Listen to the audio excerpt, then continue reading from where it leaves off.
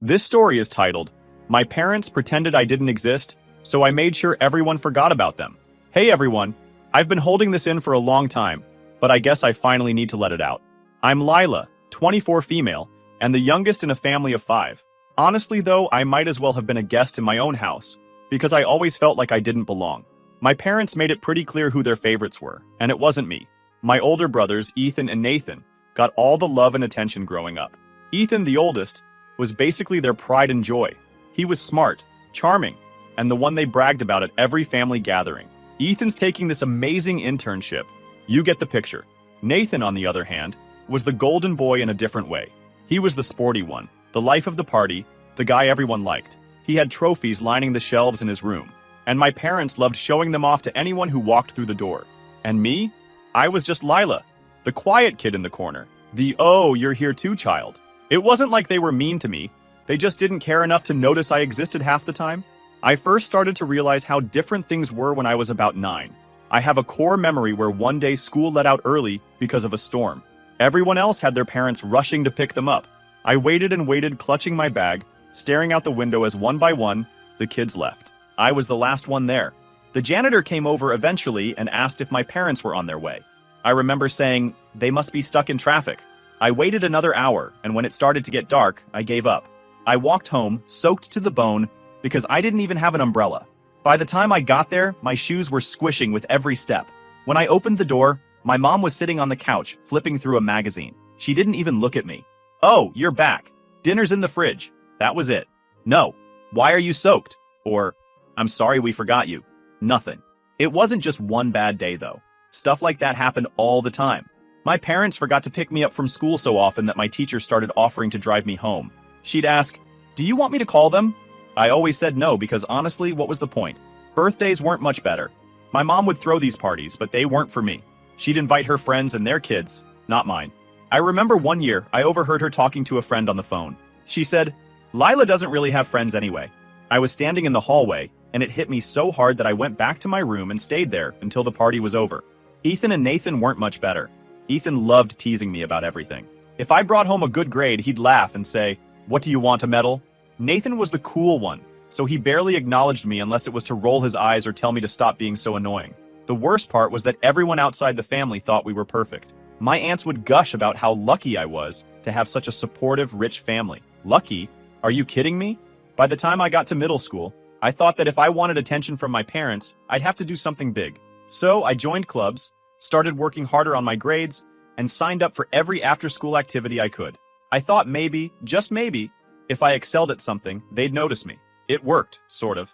They'd say stuff like, "Good job," but it was always in passing, like they were checking it off a list. Meanwhile, Ethan was going on about his plans for college, and Nathan was racking up more trophies. Compared to them, I felt like an afterthought. One year, I made the honor roll, and the school sent home a certificate. I was so proud of it that I taped it to the fridge, thinking my parents would see it and say something. The next day, it was gone. My mom had replaced it with one of Nathan's soccer schedules. Even when I tried to confront them about it, it was like talking to a wall. I remember asking my dad why they never came to my school events. He said, "We're busy, Lila. You know that." "Busy doing what? You went to Ethan's debate last week," I fired back. He just shrugged. "Ethan's competitions are a big deal. Besides, we can't be everywhere at once." I didn't even bother responding. By the time high school rolled around, I had pretty much given up on trying to compete for their attention. Instead, I focused on building something for myself. I threw everything into academics and worked my ass off, but this time to impress only myself. It paid off. I became valedictorian of my class. I thought maybe finally, this would be the thing that made them proud. I sent out invitations to the graduation ceremony, making sure they had all the details. I even reminded them the week before. The day of my speech, I stood at the podium and scanned the crowd, looking for their faces. Their seats were empty. Afterward, I found out they had gone to one of Nathan's basketball games instead. It wasn't even a championship or anything, just some regular game. I remember sitting in my car after graduation, holding my diploma, and feeling completely numb. It didn't matter what I did. They were never going to see me. That moment stuck with me. It was the first time I truly realized I was on my own. I knew I couldn't rely on them for anything. Not their support, not their approval, nothing. I think that was when I started planning my escape. College was my ticket out, and I wasn't going to waste it. When I started applying for colleges, I knew one thing. I was getting as far away from home as possible. There wasn't some big emotional goodbye when I left either. My parents barely acknowledged it. Ethan had gone to a prestigious university a few years earlier, and Nathan was already being scouted for college sports. Me going to school? Just another event on the calendar. I got into a decent school on a full scholarship, which was the only way it was happening since I knew they wouldn't help me financially. And they didn't. Ethan got a brand new car when he graduated, and my parents made sure Nathan's dorm was fully paid for. Meanwhile, I got a congrats text and nothing else. At first, college was overwhelming. I was juggling classes, working part-time, and trying to figure out how to live on my own. But honestly, it felt freeing. No one was there to dismiss me or make me feel like an afterthought. For the first time, I started to realize I could build a life without them. It wasn't all smooth sailing, though. In those first few months, I'd get random texts from my mom, usually something passive-aggressive like, "Haven't heard from you in a while? Too busy for your family?" Once, she even left me a voicemail saying she missed me, but the tone made it clear she wasn't actually sad. I think she just liked the idea of me feeling guilty. I didn't bother replying most of the time. One time, she asked if I was coming home for the holidays. I told her I couldn't afford the trip since I was paying for everything myself. Her response? "Well, if you managed your money better, you wouldn't have that problem." I nearly laughed out loud, as if I wasn't already scraping by with 2 part-time jobs and student loans. As the semesters went on, I started to find my footing. I got a job at a cafe near campus, and the owner was kind enough to treat me like a human being, which was more than I could say for my own parents. It was nice having someone ask, "How are you doing?" and actually mean it. Even as I was figuring myself out, the cracks in my family kept getting bigger. Every so often, I'd check my brother's social media, and it was like looking at a completely different world. Ethan was thriving in his high-paying internship, constantly posting pictures of fancy dinners and vacations my parents were probably footing the bill for. Nathan was killing it in his sports career, with endless posts from games my parents were front and center for. There were no mentions of me, of course. No, proud of Lila for doing her thing at college, or, look at my daughter working so hard. It was like I didn't exist. One day, a coworker at the cafe asked me about my family. I didn't know what to say. "Oh, they're busy with my brothers," I said, brushing it off. But inside, I felt this familiar pang of anger. Why was it so easy for them to ignore me?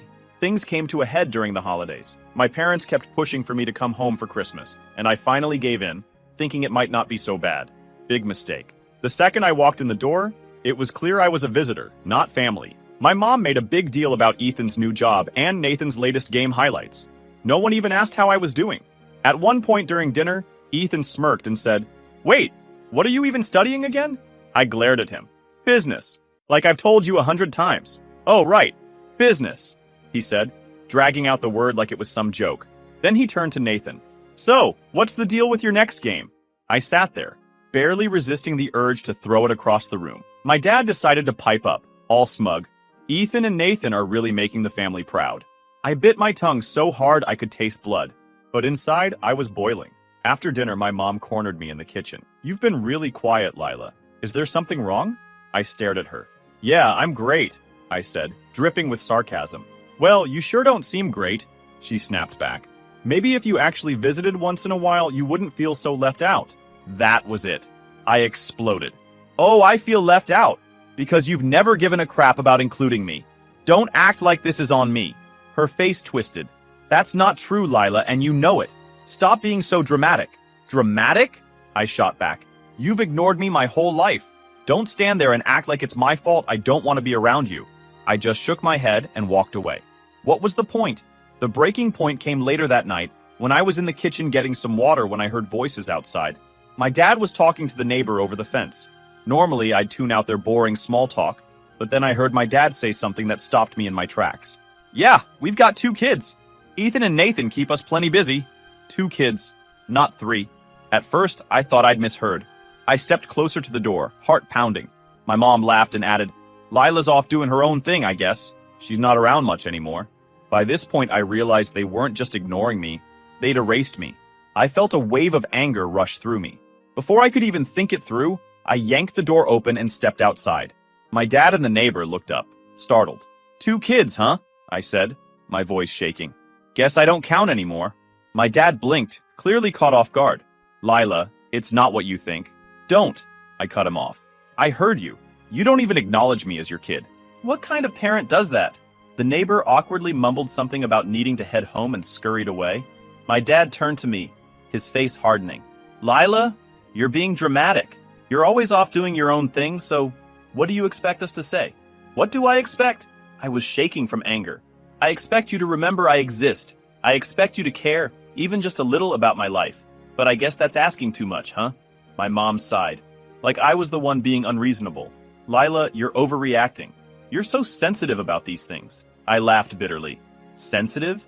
You've ignored me my whole life, and now you're pretending I don't exist, and I'm the sensitive one? Lila, stop this, my dad said. You're being ridiculous. We've always supported you. Supported me how exactly? You didn't even pay for my college. You show up for every one of Nathan's games, brag about Ethan's job to everyone. But what have you done for me? Name one thing. Neither of them said a word. They just stood there, looking at me like I was the problem. But I was done. Completely, utterly done. You know what? I said, stepping back toward the door. Forget it. You don't have to pretend anymore. You've made it pretty clear where I stand. I'm leaving, and don't bother calling me, because I'm not coming back. My mom rolled her eyes and said, Oh, come on, Lila. Stop making a big deal out of everything. I didn't even reply. I went inside, grabbed my things, and walked out. That night, I drove back to my apartment in silence, replaying the whole thing in my head. Part of me felt a twinge of guilt, wondering if I'd overreacted. But then I reminded myself of everything that led to this point. The years of neglect, the empty seats at my graduation, the complete lack of care. This wasn't me overreacting. This was me finally standing up for myself. When I got back to my apartment, I sat on my bed for a long time, staring at my phone. There were a couple of missed calls from my mom, but no voicemails, no texts, not even an attempt to apologize. That was the moment I knew it wasn't just about leaving physically. I had to cut them out of my life completely. I unfriended them on every social media platform and updated my emergency contacts. If they didn't want me in their lives, I'd make sure they weren't in mine either. But even that didn't feel like enough. After everything they'd done, I needed people to know the truth. So I did something I never thought I'd do. I went on Reddit. I wrote a post detailing everything, the years of being ignored, the missed events, and that final confrontation. I laid it all out, raw and unfiltered. I didn't name names, but I included enough details for people to understand just how bad it was. I didn't think much of what would happen next. I was just venting, getting everything off my chest. But by the next morning, the post had blown up. Hundreds of comments, thousands of upvotes, and messages flooding in from strangers telling me they'd been through similar stuff. Some people were horrified by my parents' behavior. Others shared their own stories of being overlooked or ignored by their families. I didn't feel like I was the problem. It was validating in a way I can't even describe. I wasn't invisible anymore, not to strangers at least. The attention gave me a weird sense of confidence. I decided I wasn't going to just sit in silence and let my parents sweep this under the rug like they did with everything else. If they wanted to pretend I didn't exist, I'd make sure the whole world knew exactly who they were. I decided to dig up the receipts. I went through old emails, texts, and even pictures. I found a photo from my high school graduation with the glaringly empty seats where my parents were supposed to be. I found a text my mom had sent me after I got accepted to college that just said, "Good for you. Let us know if you need anything," which was laughable because they didn't lift a finger to help. I posted an update to my Reddit thread with all of it, screenshots, photos, and more details about what happened that night I left. The post exploded even more. People were furious on my behalf, calling my parents out as textbook narcissists and praising me for cutting ties. The support was overwhelming. Strangers were telling me I'd done the right thing, that I was brave for walking away. Some even said my post had inspired them to finally stand up to their own toxic families. Then suddenly my parents found out, and they didn't stay silent. Hell no, they went straight into attack mode. My mom was the first to pounce.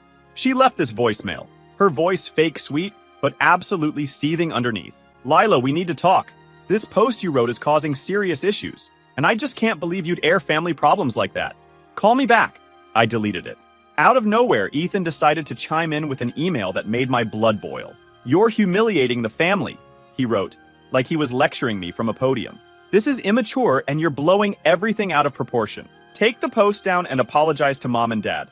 Apologize? For what? I didn't even bother wasting my time replying. And just when I thought it couldn't get worse, Nathan shot off a text. "What are you doing? This is making everything harder for everyone. Just stop already. Harder for everyone? Are you kidding me? After years of being ignored and dismissed, they had the audacity to tell me to let it go? Absolutely not.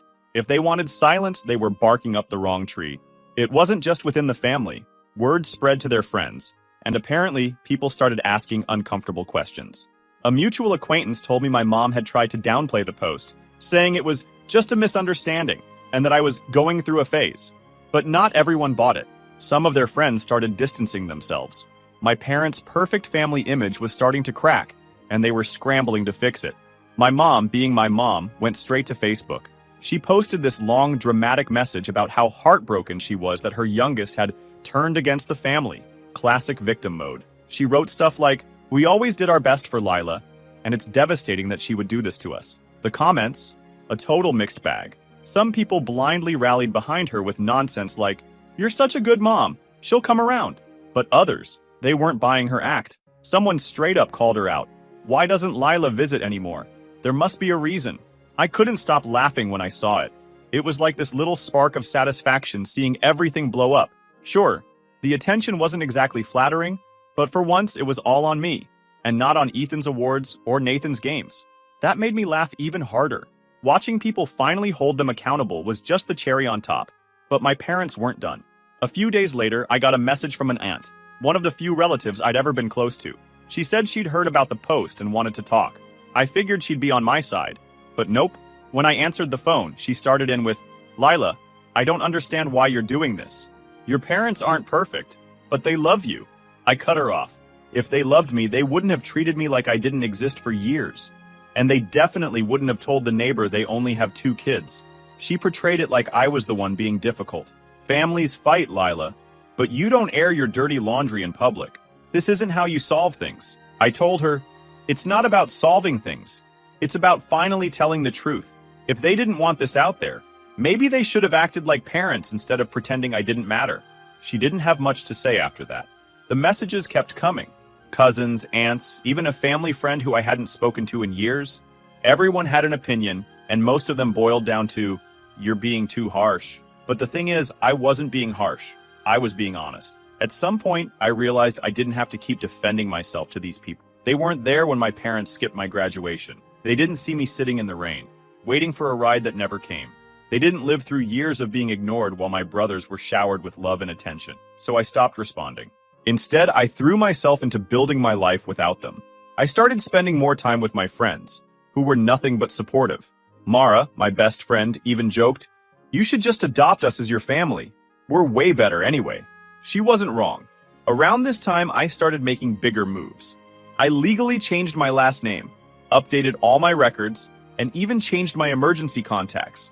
I didn't want them tied to me in any way, not even on paper. It was freeing in a way I can't explain. At that point, they finally went silent. So I thought the dust had settled. Turns out that was just the calm before the storm. My parents didn't just sit back and let things slide.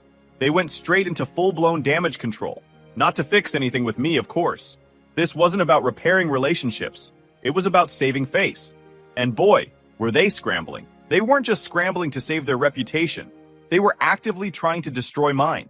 A mutual acquaintance sent me screenshots of a post my mom had made in one of her Facebook groups. She claimed I was unstable and making up lies because I was jealous of Ethan and Nathan.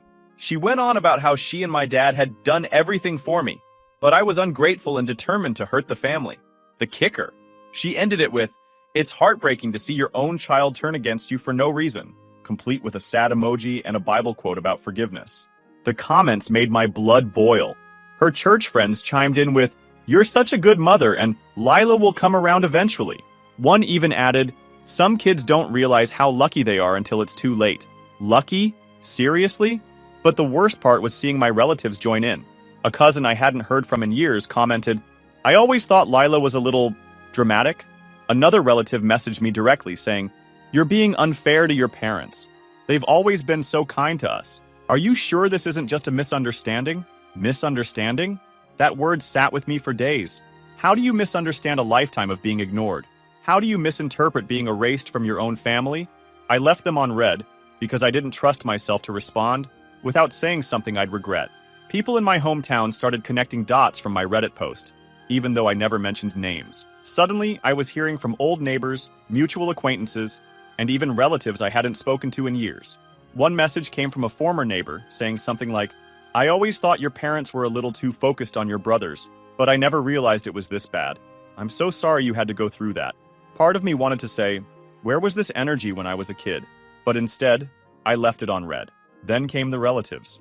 Some sent apologies that felt more like them clearing their conscience than actually owning up to anything. Others weren't so kind. One messaged me about how I was tearing the family apart and needed to make things right. That one stung more than I expected, even though I deleted it without replying. As much as I didn't want to care, it hurt to lose some of my extended family. A cousin I'd been close to growing up sent me a long text, saying, "I just don't know if I can be in the middle of this, Lila. I'm sorry, but I think it's best if we don't talk for a while." For a second, I wanted to argue with her, to explain everything she didn't know about my parents. But what was the point? If she couldn't see the truth after everything I'd shared, she probably never would. That realization was hurtful. Cutting ties with my parents didn't just mean losing them. It meant losing anyone who chose to stay on their side. I thought I was prepared for it. But feeling the cracks grow in relationships I thought I could count on made me question if I'd gone too far. But the real hit came when my parents escalated things. Out of nowhere, I got a letter from a lawyer, an actual cease and desist. They accused me of defamation, claimed my post was damaging their reputation, and demanded I take it down immediately. I sat there, staring at the letter, feeling like the air had been sucked out of the room. I'd thought I was just sharing my story, my truth. I hadn't expected it to blow up like this, let alone turn into a legal mess. I called a lawyer of my own, who assured me I was protected under free speech. Still, the stress was overwhelming. The legal threat wasn't even the worst part. The worst part was how fast the story was spreading. Mutual acquaintances started messaging me, asking what was going on. Some were nosy, others were outright judgmental. Even at work, people were whispering. One coworker approached me and said, "Hey, I saw this post about a family drama. It sounds familiar." I brushed it off, but inside I was panicking. My professional life was supposed to be my safe space, and now it felt like that was slipping away too. Meanwhile, my parents' social circle was unraveling. People were asking them uncomfortable questions like, "Why didn't you go to Lila's graduation?" Or, "Why does she feel so distant from you?" They didn't have answers. And from what I heard, some of their closest friends were starting to pull away. But instead of reflecting on their actions, they doubled down. It wasn't just my family trying to drag me down. Somehow, word had gotten to my workplace. A coworker casually mentioned over lunch, "So, I heard you've been dealing with some family drama. That Reddit post was a lot." My stomach dropped. "How did you even find that?" I asked, trying to sound unfazed. She shrugged. "Someone shared it in a group chat. Honestly, some people think it's a little intense. But hey, you do you." For the rest of the day, I couldn't stop wondering how many people at work were whispering about it. Every time I caught someone glancing at me in the break room, I wondered if they thought I was the unstable daughter my mom was painting me as. What had felt empowering at first was now starting to feel like a grenade I'd pulled the pin on without thinking. Then, Ethan, of course, sent another email. Shorter this time, but just as infuriating. "You're humiliating us. Take the post down before you make things worse." And Nathan, ever the peacemaker, tried a softer approach with a text. "Can we talk? This is getting out of hand." I didn't reply to either of them. They weren't reaching out because they cared. They were reaching out to protect their own image. But honestly, I started questioning if I'd done the right thing. The post had felt empowering at first, like I was finally taking control of my story. But now it felt like everything was spinning out of control. I wasn't just exposing the truth, I was caught in the fallout. My parents had always been masters at controlling the narrative, and even though I'd flipped the script, they were fighting tooth and nail to regain that control. My friends tried to reassure me. Mara pulled me aside one day and said, "You don't have to go through this alone. We've got your back."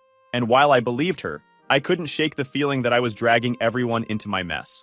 I thought about deleting the post just to make everything stop, but would that even work? Would it undo the damage or just make me look like I'd caved under pressure? The weight of it all was crushing, and for the first time in a long time, I felt stuck. I don't know what my next move is. Part of me wants to keep fighting, but another part of me wonders if it's worth it. Right now, I'm just trying to figure out how to breathe again. Maybe I'll have an update soon, but for now, I'm just stuck in the middle of this mess, trying to figure out what the hell to do next. Final update. Hey everyone, here's the update you've been waiting for. All right, here's what went down. After weeks of feeling stuck and overwhelmed, I realized something. I was letting them win. My parents had been controlling the narrative my whole life, and here I was, letting them do it again. That lawyer letter, the judgmental messages, the whispers at work, it was all just noise. And honestly, I was done with it. I sat down with my lawyer again, mostly to calm my nerves. They told me what I needed to hear. I wasn't in the wrong. The post was anonymous, factual, and there wasn't a single thing my parents could actually use against me. Once I let that sink in, it was like I could finally breathe again. That's when I knew I needed to reclaim the story. I went back to Reddit and wrote an update. This time, I didn't hold back. I laid everything out. The lawyer's letter, the messages, the fallout with my extended family. And I didn't just talk about it, I showed proof. Screenshots of the texts, the cease and desist letter, with names blacked out, of course, and even a photo of those empty seats at my graduation. I wasn't just telling my side anymore, I was showing it. And wow, the response was something else. The comments flooded in, thousands of them. People weren't just supporting me, they were tearing apart every excuse my parents had ever tried to make. Classic emotional manipulation. This is exactly why we need to call out toxic family dynamics. It felt so good to see strangers validating everything I'd been feeling for years. Even Ethan went quiet after that. I think he realized his usual smug, condescending emails weren't going to work anymore. Nathan sent another text. Do you really want to cut ties forever? But honestly, I didn't even bother replying. If they're not willing to own up to what they've done, what's the point? At work, things actually turned out better than I expected. One coworker who'd hinted at the post before brought it up again but said, I saw your update. That took guts. I'm sorry you had to deal with that. No judgment, no awkwardness, just support. So, yeah, it was messy, but I feel like I finally got my footing again. My parents' attempts to control the narrative backfired, and for the first time, I'm not the one sitting in silence while they spin their lies. I've been focusing on the people who actually matter, the ones who show up for me, not just when it's convenient for it. The holidays are coming up, and this year I'm hosting a little dinner with my friends. No forced smiles, no fake conversations, just people who care about me for me. They tried to take me down, but here I am, standing my ground. It's not perfect, and I'm sure there's more to come. But for now, I'm finally feeling like I'm in control of my own story, and that's a win I'll take. Thank you to everyone who supported me on this journey, whether it was through Reddit, a kind message, or just reading my story. It's been a wild ride, but I'm finally in a place where I feel happy, loved, and free. This is my life now, and it's only getting better from here.